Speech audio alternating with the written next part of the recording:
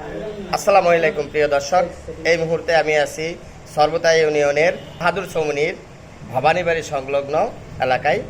কিছুদিন আগে সোশ্যাল মিডিয়ায় অর্থাৎ ফেসবুকে একটি কথা ছড়িয়েছে যে বাহাদুর চৌমুনির পূর্ব পাশে ভবানীবাড়ির দরজায় একটি রাসেল ভাইপার সাপ শনাক্ত হয়েছে এবং সেই সাপটি মারা হয়েছে। এবং আমরা এই ভবানীবাড়ির সামনে এসে লোকজনদেরকে জিজ্ঞেস করেছি যে এখানে এরকম কোনো সাপ মারা হয়েছে কিনা, এবং এখানের লোকজন বলল যে এই জাতীয় কোনো সাপ এখানে মারা হয়নি। আসসালামু আলাইকুম।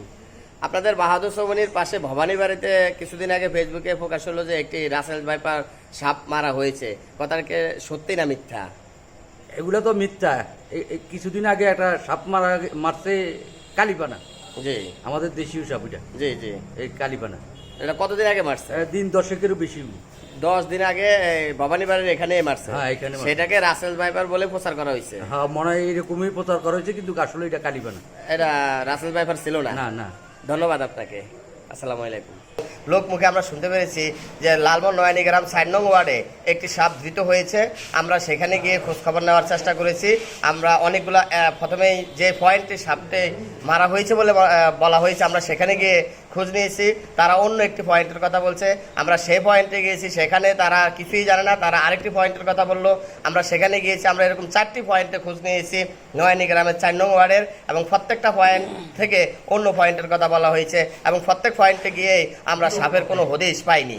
আজকে সন্ধ্যার আগ মুহূর্তেই বিকাল থেকেই একটি পোস্ট সবার মোবাইলে ঘুরেফেরা করছিল যে লালমোহন 12 নং ওয়ার্ডে শনাক্ত হয়েছে রাসেল ভাইপার নামের সাপটি।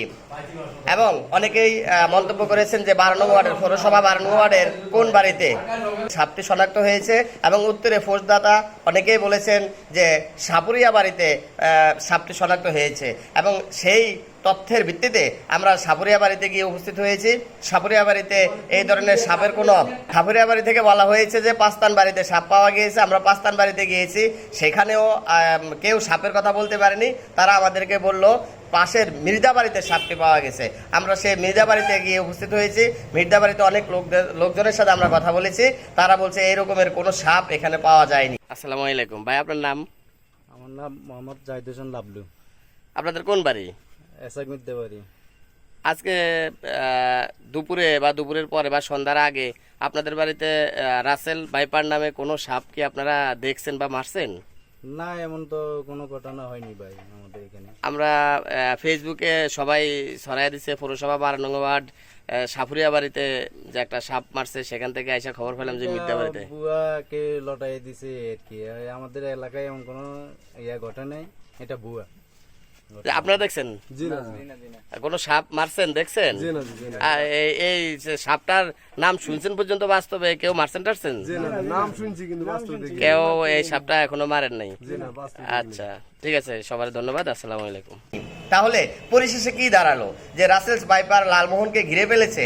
যেভাবে সবাই বিভিন্ন ওয়ার্ডে বিভিন্ন জায়গায় সাপ পাওয়া শুরু করছে, সাপ মারা শুরু করেছে, কিন্তু এই 3 থেকে 4টি পয়েন্টে এগুলো পরিদর্শন করে জানতে পারলাম যে একটি সাপেরও হদিশ আমরা পাইনি, এবং কেউ চোখে দেখেছে, কেউ মেরেছে, এরকম কাউকে আমরা শনাক্ত করতে পারিনি। তাহলে আমরা বলতে পারি লালমোহনকে ঘিরে যে সাপের কথা বলা হয়েছে, যে আতঙ্ক ছড়ানো হয়েছে, এই আতঙ্ক একটি গুজব মাত্র। হয়তোবা কোথাও 2-1টি সাপ থাকতে পারে, যেহেতু এটি আমাদের দেশীয় সাপ, যাকে আমরা রাসেলস ভাইপার বলে থাকি। এটি মূলত চন্দ্রবড়া, আমাদের একটি দেশীয় সাপ, আমাদের দেশীয় সাপের একটি জাত। এটি আমাদের দেশে আছে, পূর্ব থেকেই আছে। সেখানে 2-1টি সাপ এই বর্ষার মৌসুমে কোথাও মারা হতে পারে, কিন্তু এলো পাতারে যেভাবে আতঙ্ক ছড়িয়ে দেওয়া হচ্ছে, সেভাবে আতঙ্কিত না হওয়ার জন্য আমি অনুরোধ করব। এবং যারা গুজব ছড়াচ্ছেন, সাপ না মেরেও এখানের কথা ওইখানের কথা বলছেন, তাদেরকে আমি বিনীত অনুরোধ করব, মানুষদেরকে স্বস্তিতে থাকতে দিন, মানুষদেরকে আরামে থাকতে দিন, মানুষের ভিতরে আতঙ্ক ছড়াবেন না।